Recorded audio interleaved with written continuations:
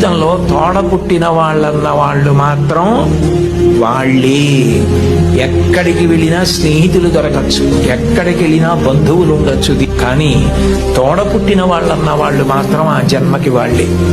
వాళ్ళని ప్రేమించడం, వాళ్ళతో దెబ్బలాడకపోవడం, వాళ్ళతో ప్రేమ భావనతో ఉండడం, వాళ్ళతో గౌరవంగా ఉండడం, చెల్లిని తమ్ముణ్ణి మార్గదర్శనం చేసి చక్కగా వృద్ధిలోకి రావడం తెలుసుకోండి.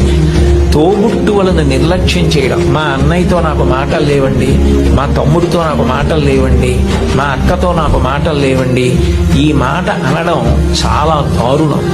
నీ తోడబుట్టిన వాడితోటే నువ్వు సర్దుకోవడం చేత కాని వాడివి సమాజంలో ఎవరితో సర్దుకుంటావు, ఎవరితో శాశ్వతంగా స్నేహాన్ని నెరపగలుగుతావు? నిన్నెవరు నమ్ముతారు?